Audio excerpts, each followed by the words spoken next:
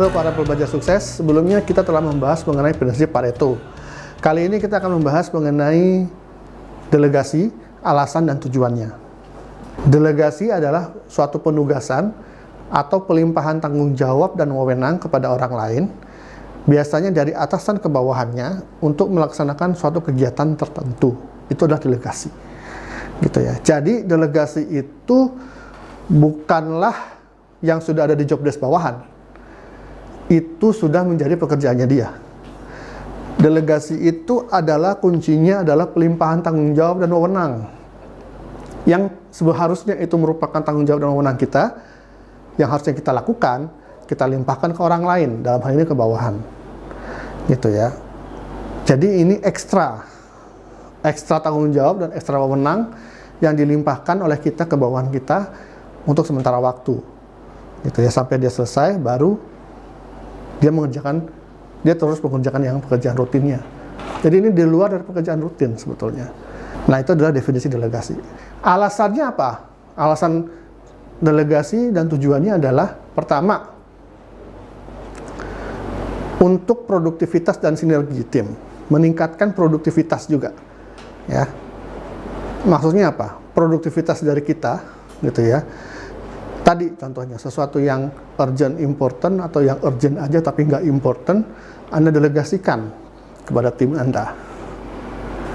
Sehingga tim Anda pun juga punya kesempatan untuk meningkatkan potensinya.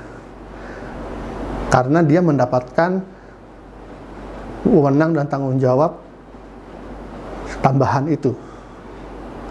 Jadi dua nih, Anda sendiri menjadi lebih produktif, karena selagi Anda melimpahkan itu, Anda bisa mengerjakan hal yang lebih important, gitu ya. Dan tim Anda pun bisa memaksimalkan lagi potensinya, karena dia mendapatkan kesempatan untuk mengerjakan pekerjaan yang di luar tanggung jawab biasanya.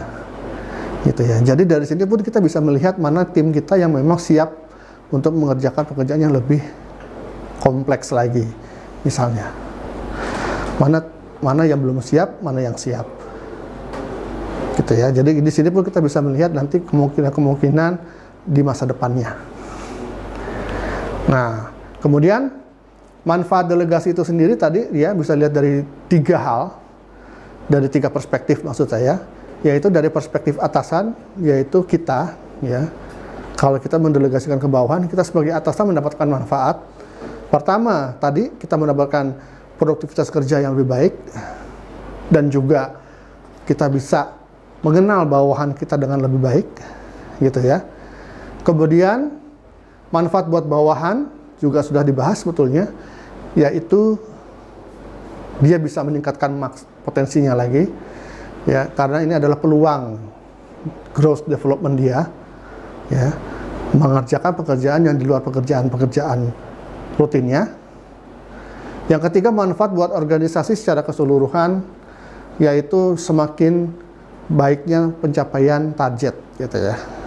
Kalau semua ini bisa dijalankan dengan baik, proses-proses delegasinya itu.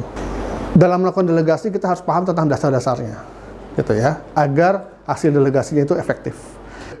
Yang pertama adalah sesuai dengan ruang lingkup pekerjaan tim tersebut. Walaupun memang tidak dilakukan sehari-hari, tapi memang tetap masih dalam ruang lingkup pekerjaannya, gitu ya. Nggak jauh-jauh lah gitu, jangan dikasih pekerjaan yang menyimpang gitu ya. Misalnya seorang sales, sesuatu kerjaan yang nggak ada hubungan dengan sales sama sekali, ya kasihan juga gitu ya. Jadi kasihlah wewenang dan tanggung jawab tambahan yang memang masih dalam lingkup pekerjaannya itu, gitu ya.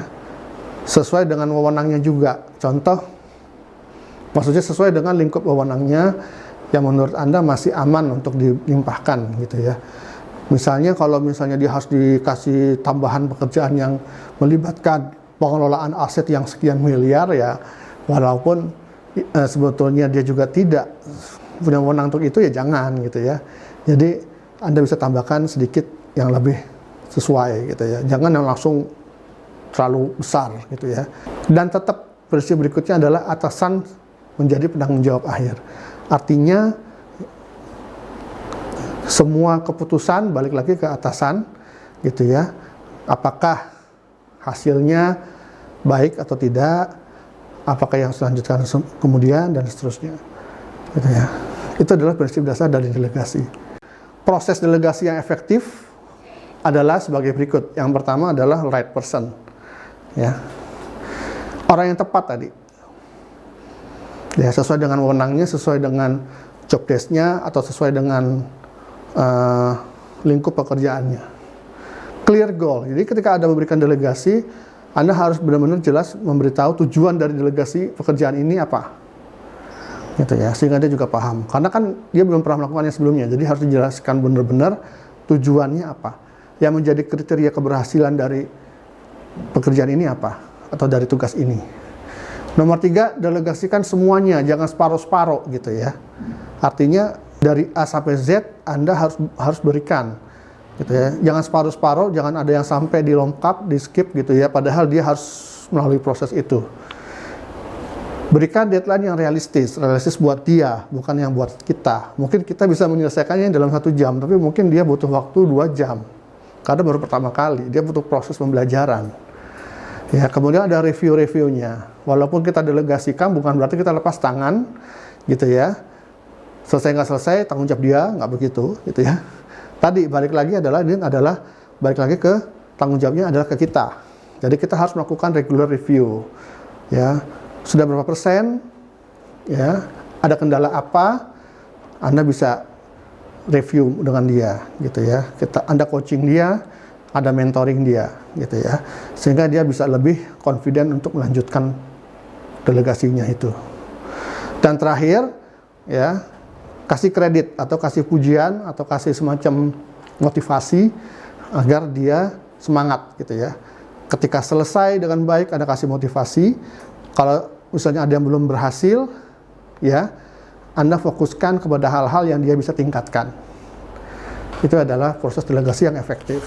Nah, rekan belajar sukses, di sesi berikutnya kita akan membahas mengenai proses delegasi dan lingkungan yang efektif untuk memberikan delegasi. Semoga sesi delegasi barusan dapat berguna bagi Anda untuk membuat diri Anda jauh lebih baik. Hanya di Corpora e-Learning, belajar di mana saja dan kapan saja.